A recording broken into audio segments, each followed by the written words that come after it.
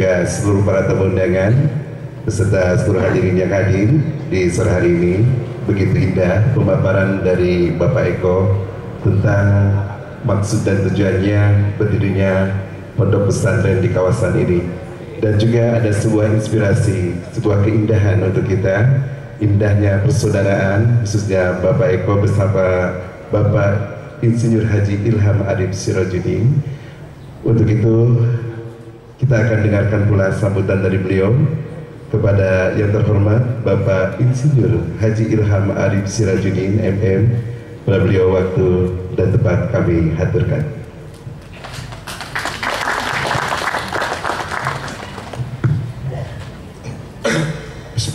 Assalamualaikum warahmatullahi wabarakatuh. Alhamdulillah wasyukurillah wala haula wala quwata illa billah.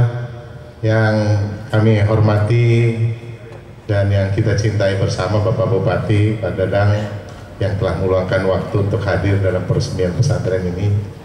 Yang saya muliakan para alim ulama, para kiai, Gusril yang juga telah memberikan tausiah kepada kita semua.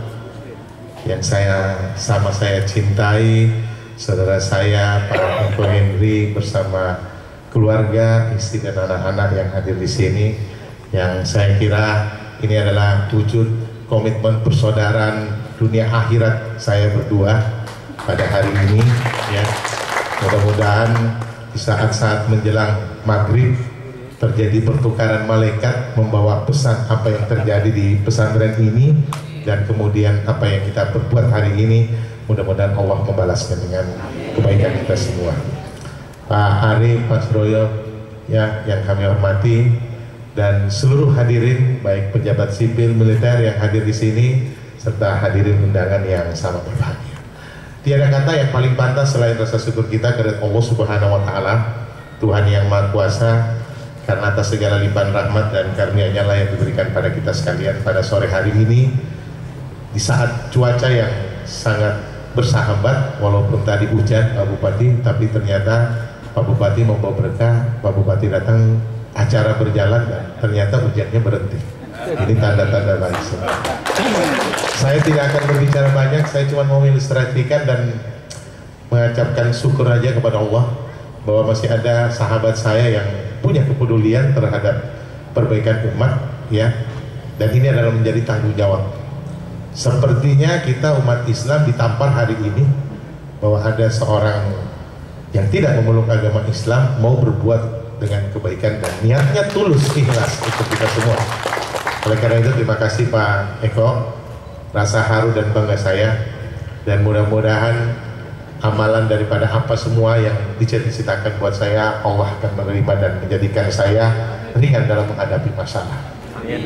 Saya katakan 17 jam sebelum saya mengakhiri masa jabatan saya sebagai Wali Kota Makassar, itu saya ditetapkan oleh KPK sebagai tersangka atas tuduhan korupsi kerjasama pihak ketiga dalam instalasi pengolahan air minum. Ya, yang kira-kira kalau tahun 2007 saya tidak lakukan, meminta kepada PDAM Makassar untuk melakukan kerjasama, hari ini warga Kota Makassar ada 500.000 tidak akan mendapatkan air bersih. Dan ketika saya ditetapkan menjadi tersangka, saya cuma mengatakan sama Allah, mudah-mudahan orang yang menikmati air itu dalam ibadah akan menjadi doa buat saya. Air itu masuk ke masjid, air itu masuk ke rumah, dan tidak tahu berapa banyak umat Islam yang memanfaatkan air itu untuk wudhu.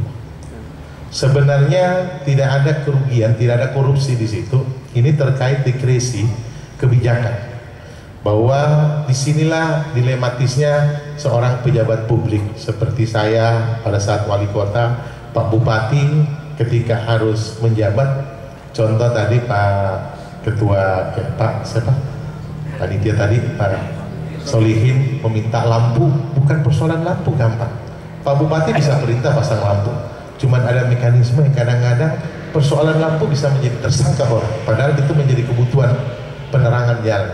Jadi disinilah dilematisnya, bahwa itu semua menjadi bagian daripada yang sudah ditetapkan. Yang tanggal 7 Mei saya ditetapkan sebagai tersangka, sampai hari ini, detik ini belum pernah dipanggil KPK, diperiksa, dan ditanyakan di mana letak kesalahan saya berkaitan dengan itu. Cuma disampaikan bahwa melanggar pasal 2 pasal 3 Undang-Undang 30 tahun 2002 tentang Undang-Undang korupsi, dan saya tinggal menunggu. Memang menunggu dalam kapasitas yang tidak ada kepastian menjadi suatu pekerjaan yang sangat berat, apalagi di saat saya masih ingin berkarya yang lebih besar.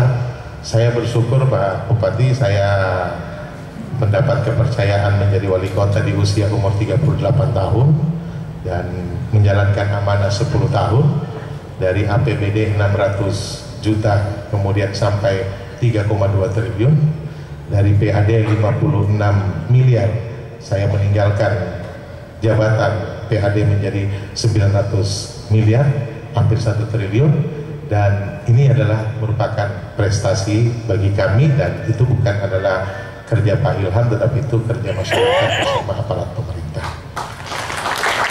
Hari ini kita hadir dalam peresmian pesantren ya, yang saya kira saya juga sangat luar biasa karena Pak Eko dalam proses perjalanan pembangunan baru menyampaikan sama saya bahwa dia menyampaikan ini, dan saya diundang melihat proses pembangunan waktu itu 3-4 bulan yang lalu saya kesini. Saya melihat, saya cuma mengatakan sama Allah, mudah-mudahan orang yang baik seperti Pak Eko ini senantiasa dimudahkan segala urusannya dan dilimpahkan rezeki yang bercukupan sehingga dia bisa berbuat dan berkarya lebih banyak untuk kepentingan umum. Teman-teman saya banyak saya bawa dari Makassar, saya bawa wartawan supaya menggugah. Di Makassar banyak orang-orang Tionghoa juga Pak yang mungkin bisa tergugah dengan apa yang dilakukan oleh Pak Eko di sini, walaupun jauh di tempat, tetapi di mana kaki berpijak disitulah dia berkarya dan memberikan yang terbaik bagi masyarakat. Saya kira Allah akan membayar apa yang Pak Eko berikan, dan itu tidak akan kelihatan. Mungkin kebaikan Pak Eko melalui tangan-tangan orang lain akan terjabat. Satu perusahaan hilang tidak masalah, pasti Allah akan melipatkan perusahaan-perusahaan itu. Dan saya selalu mengatakan sama Pak Eko, kalau yang dibangun rumah Allah, insya Allah tidak akan pernah orang jadi miskin. Tidak ada orang miskin gara-gara membangun rumah Allah. Kalau ada orang miskin membangun sesuatu untuk kepentingan umat, kepentingan kebaikan agama, pasti tidak akan pernah rugi. Saya merasakan itu, dan secara spiritual juga kita merasakan itu semua. Dan marilah kita bersyukur mempunyai orang dan tokoh seperti Pak Eko ini yang sudah mau berbuat baik buat karyawan. Selamat, beliau punya kepedulian sangat luar biasa buat saudara-saudara sekalian. Kembalikan pada hati nurani Anda bahwa ada orang baik yang sudah berbuat baik buat Anda. Apa yang harus Anda perbuat buat perusahaan ini yang kemudian kehidupan Anda di situ. Saya kira itu saja yang bisa kami sampaikan.